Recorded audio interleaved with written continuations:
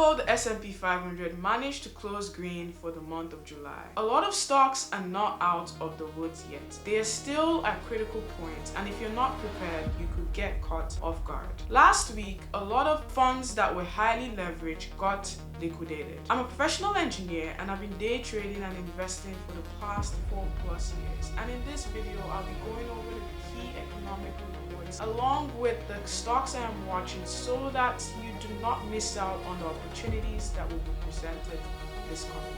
Now let's look at the economic calendar coming into this week, Monday, August 3rd to the 7th. We have a busy economic calendar, but the day you want to really pay attention to is Friday at 8:30 a.m. Eastern Time. We have 3 red folder reports dropping before the market opens. So pay attention to the average hourly earnings, how the market reacts to that before we open at 9:30 a.m. We also have some ISM manufacturing PMI dropping at 10 a.m. Eastern Time on Monday. So how the market reacts to that 30 minutes after the market opens would be key as well. We have some orange folder in the middle of the week, something to pay attention to, but they're not as important as what the market considers red folder news. Now let's just move on to the earnings calendar so you know which companies are reporting and how you should listen to the earnings call, see how they're doing so that you know if you want to continue to invest and how you also trade those stocks this coming week. Now, first on the list is Palantir. Palantir is reporting on Monday, August 3rd after market close, so pay attention to Palantir. And then on Tuesday, we have SpaceX reporting for the first time since it IPO'd in June. So pay attention to that. SpaceX, we'll look at the chart just to see what it looks like and how it's performing. But AMD is also reporting earnings as well on Tuesday after market close. These two names are important. The market will be looking at them, especially AMD, the semiconductor name right there. And on Wednesday, we have SNDK. You know, if you look at SNDK's chart, you know how it's performed this year. It's it's outperformed a lot of names, shocking. But memory is important to pay attention to SNDK, how they report, how they guide for future quarters. Disney is also reporting earnings on Wednesday before market opens as well. So if you're a Disney investor, pay attention to it. And then you also have some other tech names as well, but I won't be necessarily paying attention to them.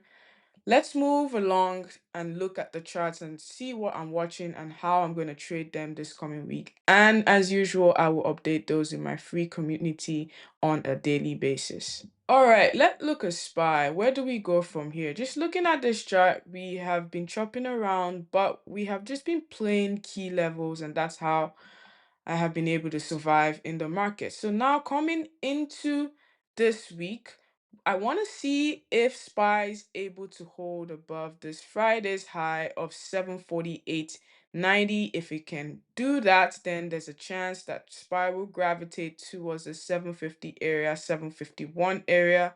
If 751 is able to hold on SPY, SPY has room back to 754.41s and 755. Now, as for downside, where things can start to get interesting is if SPY ends up failing this 737.68, which is Friday's low. If we end up failing it, it will just most likely come down to this 734.82 area. And if that area doesn't hold, the next possible level is to fill this gap on SPY right here from Wednesday's close. So that's what I'm watching on SPY. Two directions. Anything could happen, but we stay ready and prepared to see how it eventually plays out. So QQQ is still weak. Most names are down anywhere from like 20 to 35% on the most tech names are down that much. So it makes sense for the Qs to be weak. It's not strong as SPY. Where do we go from here? Now I want to see if the Qs is able to break above Friday's high 695 695.77. If it does, there's room back to 698.66. Ideally, I want to see this price level hold, and then there's a chance to go fill this gap at 705. Now, as for downside, if 680 fails and this area doesn't hold on the cues, we would most likely see 673.30. And if 673.60 fails to hold, QQQ will most likely gravitate down to this 661 area. If 661 fails to hold, then we could see further downside, which might be accelerated down to probably revisit this 200 day moving average. Let's see what happens. Let's see how this month starts off. And as usual, I'll be updating those in my free community. Now, because SpaceX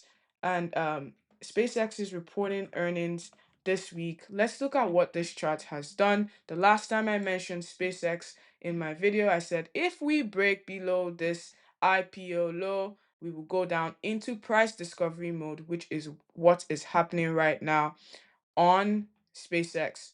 We don't know where the bottom of this name is going to be.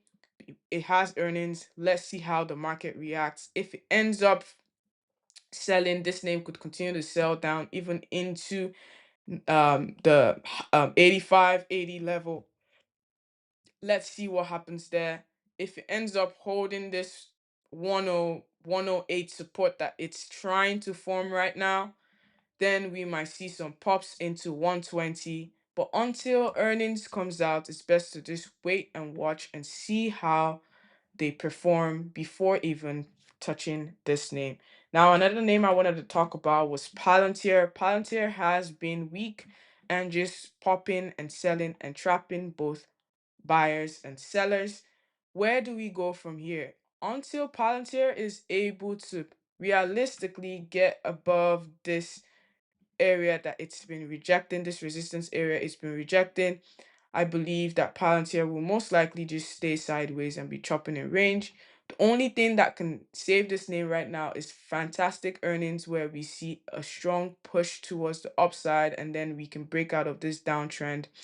If earnings does not live up to expectations, we could then see this name trade back into this 100 area where it found support.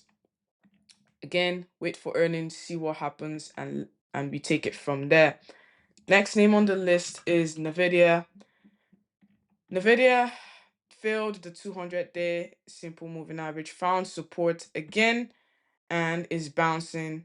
Currently holding above 200. Now for Nvidia, what I want to see on this name is for price to simply just hold above this area, and we could see 200, 208 and 75, 210.26, and even 211.91s. If this name continues to show strength, we could see a big move up into this resistance area. Now, for Nvidia, if it ends up failing this 190 support and this 188.99 area as well, if this area that which is acting as support ends up failing, Nvidia will most likely go down to 185. Let's see what happens. As usual, I'll be updating those in my free community on a daily basis. Next name on the list, it's reporting earnings, is AMD. AMD was leading the market, pushing high and strong, but lately it's been trying to cool off. Earnings would definitely help us know where this name was to at least trend in the short term. If AMD ends up failing below this last week's low support area right here, there's room down to fill the gap at 414.11. And if 414 fails to hold, there is much stronger support around 395, where buyers might end up stepping in because it would have at that point dropped from the high of 585 down to this support area here. That would be a 32% drop on this name. Wouldn't be a bad idea to see buyers start to pick up this stock. if the support level holds. If it breaks, we continue to most likely sell and fill this gap at 355. Stay tuned. We will trade the levels in the free community. Now, next name I am watching is Apple.